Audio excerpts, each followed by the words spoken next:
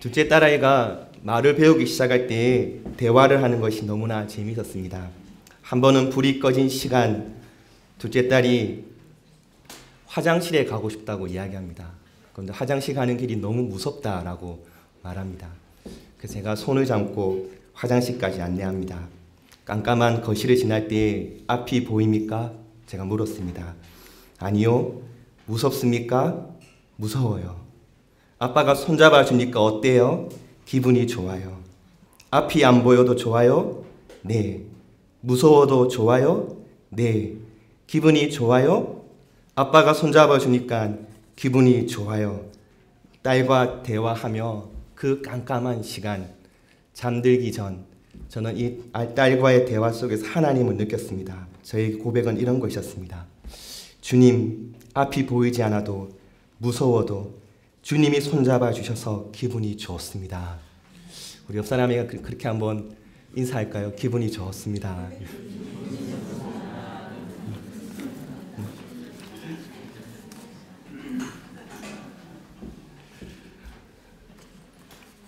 오늘 다윗은 사울에게 쫓기는 시간입니다. 사울의 창을 피하여 죽음의 위협을 피하여서 3일 밤낮을 헤매다가 결국 찾아간 곳이 노베에 있는 성막이었습니다. 노비란 뜻은 작은 산, 언덕이란 뜻입니다. 위치는 예루살렘으로 북쪽으로 한 4km 정도 떨어진 지역에 있습니다. 이때 사울이 다스리던 수도 기브아에서 동남쪽으로 약 4km 지점입니다. 멀리 도망가지도 못하고 그 광야에서 그 예루살렘 그 인근에서 헤매고 배고프고 그리고 어디로 가야 할지 몰라 함께한 사람 한 5명 정도 되는 것 같습니다. 이 사람들과 함께 숨고 또 숨는 것입니다. 저는 이 말씀을 준비하면서 한 3일 길을 잠을 자지 않고 부산을 한번 다녀와 볼까라고 생각도 해봤습니다. 생각만 했습니다. 다윗의 심정을 한번 보고 싶은 것입니다. 3일을 굶었습니다. 잠을 자지 못하고 어디로 가야 할지 몰라 헤매고 있습니다. 그 캄캄한 밤과 같은 시간, 어둠의 시간, 죽음의 위협이 느껴지는 그 시간 속에서 다윗은 기도하고 기도합니다. 다윗의 시편 속에서는 이러한 쫓기는 때의 기도들이 많이 담겨져 있습니다. 그러므로 이 사울에게 쫓기는 이 시간은 다윗은 하나님만 바라보고 있는 시간들이었습니다. 시편 34편은 다윗이 아비멜렉 앞에서 미친 채 하다가 쫓겨나 지은 시가 있습니다. 52편은 에돔인 도액이 사울에게 이르러 다윗이 아히멜렉의 집에 왔더라 말하던 때에 지은 시입니다. 바로 오늘 본문 말씀 속에 에돔 사람 도액이 이 장면, 이 제사장과 다윗의 만남을 지켜보다가 나중에 사울에게 고자질하게 되는 것입니다. 시편 57편은 다윗이 사울을 피하여 굴에 있던 때에 지은 시입니다. 시편 57편을 제가 한번 읽어보겠습니다. 하나님이여 나를 긍휼히 여기시고 나를 긍휼히 여기소서. 내 영혼이 주께로 피하되 주의 날개 그늘 아래서 이 재앙이 지나가기까지 피하리이다. 내가 지극히 높으신 하나님께 부르짖으며 곧 나를 위하여 모든 것을 이루시는 하나님께로다. 저가 하늘에서 보내사 나를 삼키려는 자의 비방에서 나를 구원하시지라. 셀라. 하나님이 그 인자와 진리를 보내시리로다. 내 혼이 사자 중에 처하며 내가 불사르는 자 중에 누웠으니 곧 인생 중에라. 저희 이는 창과 살이요 저희 혀는 날카로운 칼 같도다. 자기의 혼이 사자 중에 처한다. 지금 자신의 심정을 이야기하고 있는 것입니다. 어렵고 힘들고 앞이 보이지 않는 그 광야의 시간, 어려움의 시간, 어떤 결정도 내리기 쉽지 않은 그 시간들 속에서 다윗은 눈을 들어 성막을 향하여 나아가는 것입니다. 하나님께 묻기 위하여 나아가는 것이며 둘째는 양식을 얻기 위하여 가는 것이죠. 3일을 밤낮 굶게 되어졌습니다. 그리고 오늘 말씀 속에 나온 것처럼 칼이 있습니까? 창이나 칼이 있습니까? 자신을 보호할 수 있는 무언가를 얻기 위하여 성막을 향하여 찾아가게 되는 것입니다. 제사장 아히멜렉이 다윗을 만났습니다. 함께하는 사람이 하나도 없고 홀로 찾아온 다윗을 볼 때에 3일을 도망 다니느라 몰골인 말이 아닌 다윗의 모습을 보면서 두려운 마음이 드는 것입니다. 왕궁에 있어야 할 사람이 어찌하여 이곳에 이런 모습으로 나타났습니까? 다윗은 양식을 얻기 위하여 거짓말합니다.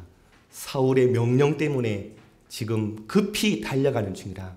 그래서 먹을 것을 준비하지 못했기 때문에 먹을 것을 좀 달라라고 이야기하고 있습니다. 그만큼 다윗에게 있어서는 지금 먹을 것, 양식이 너무나 중요했습니다. 지금 먹지 않으면 죽을 것 같은 그런 배고픔의 시간을 가지고 있습니다. 자신만 배고파서 죽을 지경이 아니라 함께하는 사람들까지 지금 너무나 힘든 시간을 보내고 있는 것이죠. 그러므로 성막에서 떡이 있습니까? 떡을 찾고 있는 것입니다.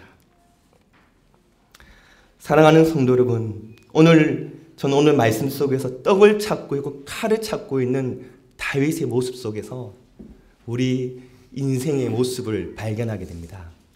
떡이 있습니까? 제사장이여, 떡이 있습니까? 지금 내가 먹어야 할 떡이 있습니까? 라고 묻는 것입니다. 그런데 하나님께서는 오늘 말씀해 보니까 떡을 찾고 있는 다윗에게 진설병을 줍니다. 제사장을 통하여서 제사장만 먹을 수 있는 진설병을 다윗에게 내어주는 모습을 보게 됩니다. 하나님께서는 성막을 찾아온, 하나님을 찾아온 다윗에게 하나님의 떡, 거룩한 떡을 주시면서 하나님 주시는 뭔가 하나님이 말씀하고자 하시는 그 메시지가 오늘 말씀 속에 흐르고 있는 것을 함께 보기를 원합니다. 먼저 우리는 성막에 대해서 한번 보고 지나가고자 합니다. 다윗이 성막을 찾아왔습니다. 성막에서 가장 중요한 7 기물이 있습니다. 저를 따라서 한번 성막을 여행해 보겠습니다. 처음 성막을 찾아가면 성막들로 들어가게 됩니다. 가장 먼저 발견하게 되는 것은 무엇입니까? 번제단을 발견하게 됩니다. 이 성막을 향하여 들어가게 될 때 이 성막은 예수 그리스도를 상징합니다. 번제단은 그리스도의 대속적인 죽음을 상징합니다. 피 흘림이 없은즉 사함이 없느니라. 히브리서 9장 22절 말씀에서 그렇게 말씀하고 있습니다. 그리스도의 십자가의 모형을 번제단이 상징하고 있는 것이죠. 그럼 우리는 하나님을 향하여 나아가게 될 때에 번제단을 지나가야 합니다. 예수 그리스도의 보혈을 지나가야 하는 것입니다. 번제단을 지나서 나타나는 것이 무엇입니까? 물두멍이 있습니다. 말씀을 통하여 깨끗하게 하시는 사역을 나타냅니다. 그리고 나서는 이제 성소로 들어가게 됩니다. 성소는 하나님과 교제 안으로 들어가는 것을 말합니다. 성막의 입구가 동쪽에 있습니다. 이제 성소로 들어가게 될 때 동쪽에서 서쪽으로 들어가는 것입니다. 그 성소에 들어갔을 때 오른편에 북쪽에 있는 것이 진설병 상입니다. 진설병 상에 12덩이의 떡이 놓여져 있습니다. 이 떡은 생명의 떡이신 그리스도를 상징합니다. 요한복음 6장 35절 말씀에 예수께서 가라사대 때 내가 곧 생명의 떡이니 내게 오는 자는 결코 줄이지 아니할 터요 나를 믿는 자는 영원히 목마르지 아니하리라 라고 말씀해 주셨습니다. 생명의 떡, 예수 그리스도가 생명의 떡이다. 이 진설병 상에 놓여져 있는 것을 제사장만 먹어야 합니다. 일주일 동안 더운 떡을 물려낸 다음에 더운 떡을 일주일 동안 진설하고 그 다음에 물려낸 것을 제사장이 먹습니다. 새로운 떡을 구워서 다시 올려놓는 것입니다. 그 진설병 상 맞은편에 향단이 있습니다. 순금 등잔이 있죠. 순금 등잔이 있습니다. 빛으로서의 그리스도를 상징합니다. 빛으로 오신 예수 그리스도를 상징합니다. 우리의 갈 길을 비춰주시는 성령을 상징합니다. 그리고 나서 지성소 그 입구에 향단이 있습니다. 중보자로서의 그리스도를 상징하고 있습니다. 하나님께로 드려지는 우리의 경배와 기도를 상징하는 것입니다. 이제 성소로 들어가게 될 때에 휘장을 지나갑니다. 죄인들을 심판하여 유죄 판결을 내리는 법을 궤 안에 가지고 있었던 지성소, 그 지성소에서 거룩하신 하나님께서 임재하고 계시는 것입니다. 지성소 안에는 두 가지가 있습니다. 언약궤와 속죄소가 있습니다. 속죄소를 시운좌라고도 불려집니다. 우리는 이것을 그냥 언약궤 하나로 생각하기 쉬운데 두 가지로 보셔야 합니다. 언약궤는 바로 언약의 말씀 두 돌판을 넣어놓은 상자입니다. 그 상자를 덮고 있는 것이 속죄소입니다. 언약궤는 하나님을 임재를 상징하고 그리스도 자신을 하나님의 권위를 순종할 때에만 우리의 필요가 충족되어 줄 수 있는 것을 상징하고 있습니다. 법을 상징하죠. 우리는 법 앞에 서게 될 때에 반드시 죽어야 하는 죄인임을 우리는 알 수 있습니다. 그 언약궤를 덮고 있는 것이 속죄소입니다. 시운자, 번역하면 자비의 보좌라는 뜻입니다. 백성 중에 계시는 하나님의 보좌, 속죄의 피를 의지하여만이 나아갈 수 있는 하나님의 임재를 나타내고 있는 것입니다. 이러한 성막 중에서, 성막의 여러 기구들 중에서 오늘 말씀 속에 나타나는 것은 진설병 상에 놓여져 있는 진설병입니다. 제사장은 나에게는 지금 다른 양식이 없고 거룩한 떡만 있다, 진설병만 있다라고 이야기합니다. 베들레헴 하면 떡집이라는 뜻입니다. 베들, 집, 레헴, 떡이라는 뜻입니다. 레헴 하파님 해서 이 진설병이라는 원문의 뜻은 얼굴의 떡이라는 뜻입니다. 면전의 떡, 즉 임재의 떡을 말합니다. 이것을 번역하게 때 항상 진설에 넣는다라는 뜻으로 지금 진설병이라고 번역되어 있습니다. 원문의 뜻은 얼굴의 떡이다. 하나님께서 임재하신다는 뜻입니다. 하나님께서 함께 하신다는 뜻입니다. 그러면 오늘 진설병을 받아드는 다윗에게 하나님이 하시고자 하시는 말씀은 무엇이겠습니까? 하나님, 저 너무 힘들어요. 죽음의 고통을 가지고 있습니다. 언제 죽을지 모릅니다. 그래서 떡이 있습니까? 떡 좀 주십시오. 다윗이 찾는 것은 떡입니다. 이 떡은 그냥 우리가 생각하는 떡만 이야기하는 것이 아니죠. 나를 보호할 수 있고 나에게 안정감을 주고 나에게 미래를 보장할 수 있는 그 무언가를 이야기하는 것입니다. 떡으로 말씀하시는 이 떡이라고 하는 것이 우리가 요구하는, 우리가 필요로 하는 모든 것을 이야기하는 것이죠. 떡이 없는 인생 가운데, 떡이 보장되어지지 않는 인생 가운데 우리가 찾는 것은 떡입니다. 하나님, 떡 좀 주십시오. 하나님, 취업하게 해주십시오. 하나님, 나의 미래를 보장해 주십시오. 나의 건강을 보장해 주십시오. 그 떡을 찾고 있는 다윗에게 주어진 것은 진설병, 얼굴의 떡, 임재의 떡입니다. 그러면 하나님께서 이 떡을 주시면서 하고자 하신 말씀은 무엇이겠습니까? 사람이 떡으로만 사는 것은 아니야. 하나님의 입에서 나오는 모든 말씀으로 살아야 해. 다윗아, 너는 칼의 위협을 피하여서 도망가지만 내가 너와 함께 할 거야. 내가 너를 먹이고 너와 동행하며 너와 함께 임재하는 하나님이 되어줄 것이라 말씀하시는 것입니다. 사랑하는 성도 여러분, 우리가 떡을 찾으며 나아가고 있을 때 다윗도 물론 기도하는 중에 있었습니다. 신앙이 깊어가는 과정 가운데 있었습니다. 그러나 다윗이 진정으로 찾고 있었던 것은 떡이었음에도 불구하고 하나님께서는 떡을 찾고 있는 인생에게 떡도 함께 주시면서 내가 너와 함께 하겠다 말씀해 주시는 것입니다. 사랑하는 성도 여러분, 여러분에게 있어서 미래가 가장 불안하고 어두웠던 시간은 언제였습니까?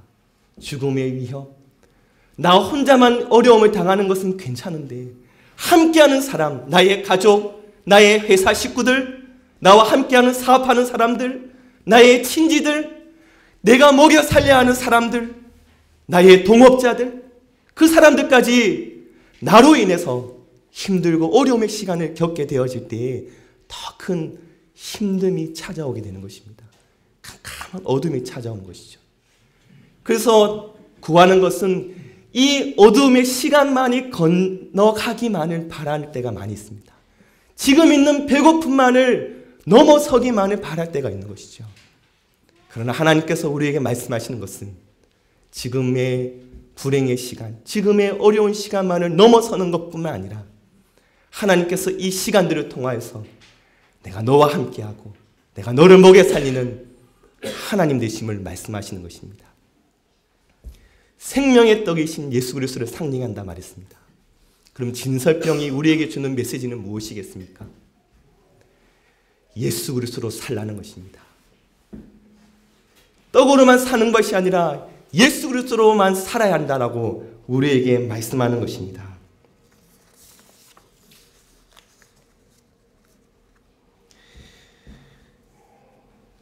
신명기 8장 3절에 이렇게 말씀하십니다.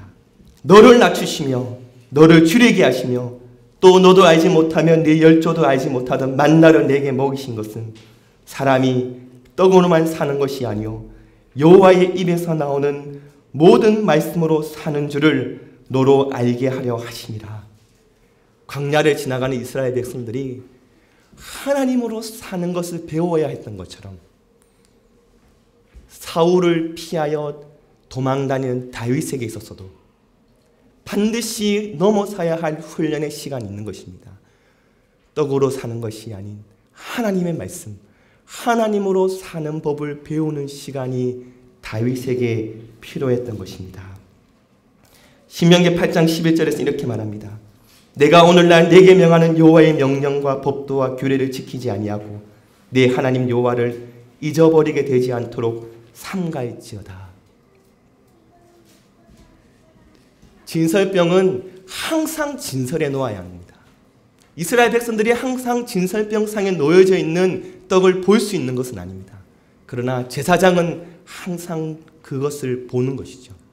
12덩이, 각 지파들마다 대표하여서 12지파를 대표하여 12덩이의 떡이 놓여 있습니다. 12지파를 함께 품으시는 하나님의 임재를 상징하는 것입니다. 이 진설병은 만나를 먹이시는 하나님을 상징합니다. 생명의 떡이신 예수 그리스도를 상징하고 있습니다. 항상 나와 함께 하시며 항상 도우시는 예수 그리스도 하나님 앞에 서 있으시기를 바랍니다. 신명기 8장 17절 18절은 이렇게 말합니다.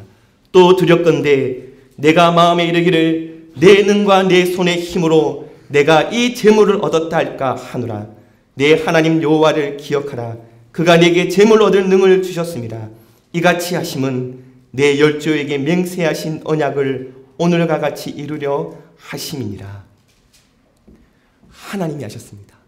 다윗이 골리앗을 이기고 난 다음에 왕의 길을 가는 것처럼 보여졌지만은 사울을 피하여 도망다니는 이 시간들을 통하여 하나님이 원하시는 진정한 왕으로 거듭나는 시간을 가지고 있는 것입니다.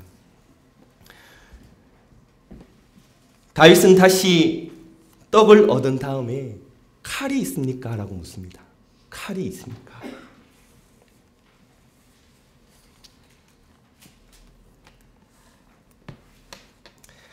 (21장 8절) 말씀 보시기 바랍니다. 21장 8절입니다. 다윗이 아히멜렉에게 이르되 여기 당신의 수중에 창이나 칼이 없나이까?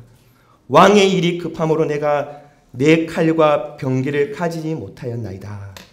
제사장이 가로되 내가 엘라 골짜기에 죽인 블레셋 사람 골리앗의 칼이 보자기에 쌓여 에봇 뒤에 있으니 내가 그것을 가지려거든 가지라. 여기는 그것밖에 다른 것이 없느니라. 다윗이 가로되 그 같은 것이 또 없나니 내게 주소서.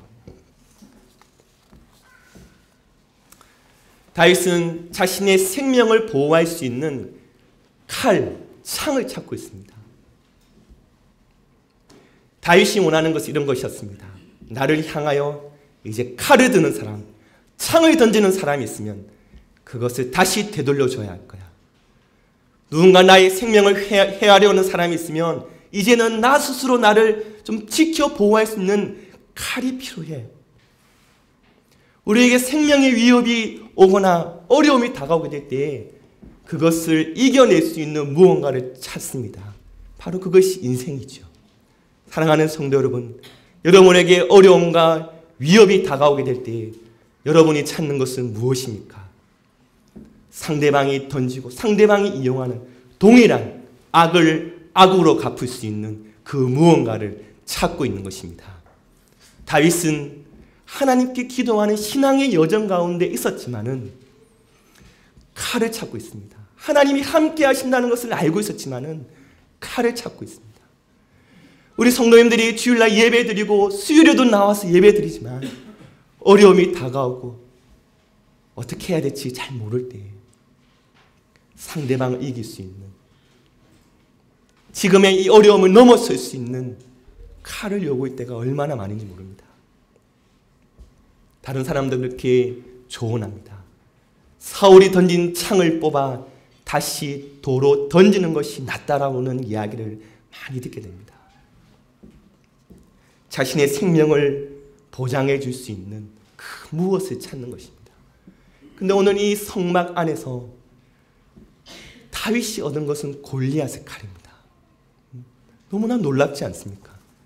저는 이 말씀을 읽으면서 아니 칼을 찾고 있는 다윗에게 하나님께서 말씀하고자 하시는 것이 바로 이것이구나.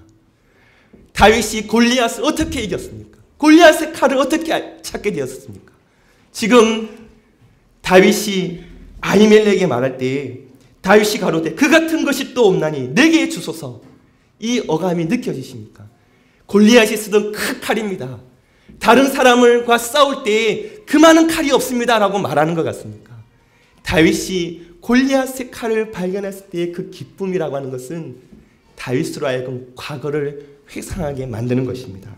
우리 사무엘상 17장 45절부터 47절 말씀 한번 찾아보시겠습니다.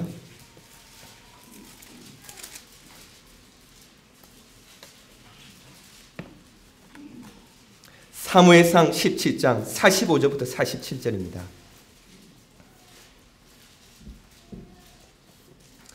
사무엘상 17장 45절부터 47절 다 같이 읽겠습니다.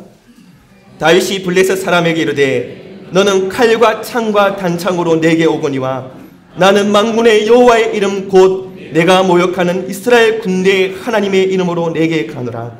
오늘 여호와께서 너를 내 손에 붙이시리니 내가 너를 쳐서 내 머리를 베고 블레셋 군대의 시체로 오늘날 공중의 새와 땅의 들짐승에게 주어 온 땅으로 이스라엘의 하나님이 계신 줄 알게 하겠고 또 여호와의 구원하심이 칼과 창에 있지 아니함을 이 무리로 알게 하리라. 전쟁은 여호와께 속한 것인즉 그가 너희를 우리 손에 붙이시리라. 아멘. 다윗의 삶에 있어서의 진짜 싸움은 지금 진행되고 있는 것입니다. 다윗이 골리앗 앞에 섰을 때에는 이렇게 고백합니다. 여호와의 구원하심이 칼과 창에 있지 아니함은, 여호와의 구원하심이 칼과 창에 있지 않음을 이 무리로 알게 하리라. 분명 골리앗 앞에 섰던 다윗은 이 고백을 가지고 있었습니다. 그러나 다윗의 인생에 진짜 전쟁이 일어난 사울 앞에 선 다윗, 두려움 앞에 선 다윗, 죽음의 위협 앞에 선 다윗은 칼이나 창이 없습니까? 칼이나 창이 없습니까? 지금 골리앗을 이겼을 때 그 믿음은 어디로 간 것입니까? 근데 그 순간 하나님이 골리앗의 칼을 빼어들고는 다윗의 손에 쥐어주는 것입니다. 다윗아, 칼과 창에 너의 구원에 있는 것이 아니라 여호와의 이름에 있는 줄 너 다시 기억하기를 바란다. 너의 가는 그 길 가운데에 이 골리앗의 칼을 보면서 너의 승리는 오직 여호와의 이름에 있었던 것을 너 기억하지 않겠니? 라고 주님은 우리에게 말씀하시는 것입니다. 사랑하는 성도 여러분, 다윗이 이 골리앗의 칼을 받아들고 난 다음에 그는 한 번도 이 골리앗의 칼을 자신의 전쟁을 위하여, 자신의 승리를 위하여 함부로 사용하지 않았습니다. 심지어 사울을 죽일 수 있는 두 번의 기회가 있었음에도 불구하고 골리앗의 칼을 사용하지 않습니다. 왜 그렇습니까? 칼과 창의 구원이 있지 않기 때문에 그렇습니다. 다윗아, 너의 구원, 너의 왕이 되는 길은 내가 하는 것이, 네가 하는 것이 아니야. 너의 광야의 시간들 속에서 아둘람 굴에 찾아온 상처 입은 사람들, 그 사람들 보듬어주고 그들을 섬기는 자로 서 있기만 한다면 내가 너를 높여줄 것이다. 내가 가장 낮은 곳에 있다면 너를 향하여 칼을 던지고 창을 던지는 사람을 향하여서 도로 그 칼, 창 들지 말고 오직 여호와 하나님만 바라보지 않을래라고 우리에게 말씀하시는 것입니다. 사도행전 3장 6절 말씀에 베드로가 가로되 은과 금은 내게 없거니와 내게 있는 것으로 내게 주노니 곧 나사렛 예수 그리스도의 이름으로 걸으라. 바로 오늘 이 칼을 찾고 있던 다윗에게 주었던 골리앗의 칼, 그 여호와의 이름의 상징은 초대 교회 때도 동일하게 나오고 있는 것입니다. 은과 금으로 이기는 것이 아닙니다. 칼과 창으로 이기는 것이 아닙니다. 여호와의 이름으로 이기는 줄 믿으시기를 바랍니다. 사도행전 5장 40절 말씀 이렇게 이야기합니다. 저희가 옳게 여겨 사도들을 불러들여 책짓질하며 예수의 이름으로 말하는 것을 금하고 놓으니, 초대교회의 성도들은 예수 이름 전하며 다녔다는 것입니다. 사도행전 8장 12절에서 이렇게 말합니다. 빌립이 하나님 나라와 및 예수 그리스도 이름에 관하여 전도함을 저희가 믿고 남녀가 다 세례를 받으니 예수의 이름이 전거되고 있습니다. 하나인 교회, 우리 교회가 해야 할 일은 무엇이겠습니까? 우리 교회가 해야 할 일은 창과 칼을 찾는 것이 아닙니다. 여호와의 이름, 예수의 이름 붙들어야 될 줄 믿습니다. 사도행전 21장 13절 말씀에 이렇게 이야기합니다. 바울이 대답하되 너희가 어찌하여 울어 내 마음을 상하게 하느냐. 밀레드에서 온 장로들에게 이렇게 말하는 것이죠. 나는 주 예수의 이름을 위하여 결박받을 뿐 아니라 예루살렘에서 죽을 것도 각오하였노라. 주 예수의 이름을 위하여 결박받을 뿐 아니라 예루살렘에서 죽을 것도 각오하였노라. 빌립보서 2장 10절 말씀에 하늘에 있는 자들과 땅에 있는 자들과 땅 아래 있는 자들로 모든 무릎을 예수의 이름에 꿇게 하시고, 예수의 이름 앞에 무릎 꿇는 인생이 승리하는 인생입니다. 예수의 이름에 자신의 생명을 걸고 나아가는 사람이 영생을 소유한 사람입니다. 여호와의 이름, 예수의 이름을 우리는 붙들고 있습니다. 참 이상하지 않습니까? 예수의 이름 붙드는 사람은 어떻게든지 예수의 이름 때문에 죽으려고 합니다. 어떻게든지 그 죽음의 자리를 영광스럽게 생각합니다. 그런데 칼과 창을 든 사람은 어떻습니까? 칼과 창을 든 사람은 다른 사람을 죽여서라도 자신을 살려고 하는 것입니다. 사울의 목자장 도액이 사울에게 가서 아히멜렉의 그 골리앗의 칼, 식물을 얻은 것에 대하여 고자질할 때에 사울이 식물을 가져가고 골리앗의 칼을 가져간 다윗에 대하여 분노합니다. 사울은 도저히 그것을 이해할 수 없습니다. 진설병을 가지고 있고 골리앗의 칼을 가지고 있는 다윗을 사울은 이해하지 못합니다. 왜냐하면 사울은 진설병의 의미와 골리앗의 칼이 가지고 있는 여호와의 이름을 잃어버렸기 때문입니다.